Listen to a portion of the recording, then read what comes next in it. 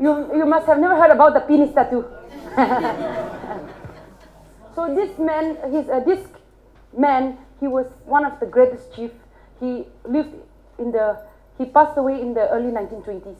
So how we came to know about this is one day when in the monsoon we were walking from village to village, and then we just stayed in the pastor's house, and the pastor said that no, you must. It is obligatory that you meet the chief of the village, and this chief is powerful. He has many villages in Arunachal and also in Nagaland under him.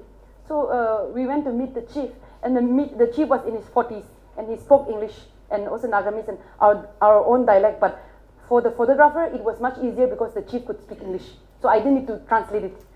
So then I explained to the chief the reason why we are traveling around these places, around the villages, and he said that, well, I've got to tell you about the unique story of my great-grandfather.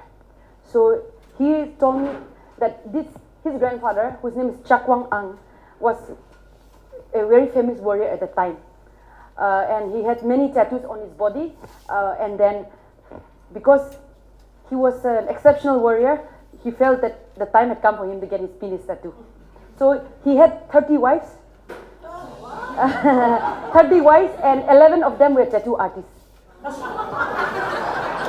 So on the tattooing day, he invited all the representatives of the villages under him for a big feast. They killed 15 mituns, 15 buffaloes, and then there was a big event. And then his 11 wives out of his 30 wives were tattoo artists. They took turns to tattoo his penis. But the penis kept retracting. So, but they could not laugh. They could not laugh or make funny faces in his presence. They said that you lose your head if you do that. Make fun. His wife took turns and they went outside, and they took turns, and that's how they did the penis tattoo. So this story was related. This story was told to us by his grandson.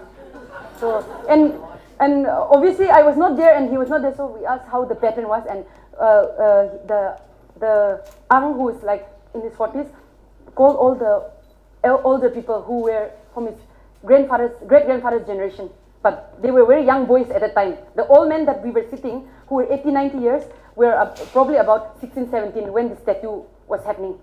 So they illustrated the design on a paper. So we illustrated an Ang's penis tattoo on a table in the kitchen, and then that's when I sat with the illustrator to draw this. Subscribe to Sarmaya and be a part of the stories and conversations around art, history, and culture.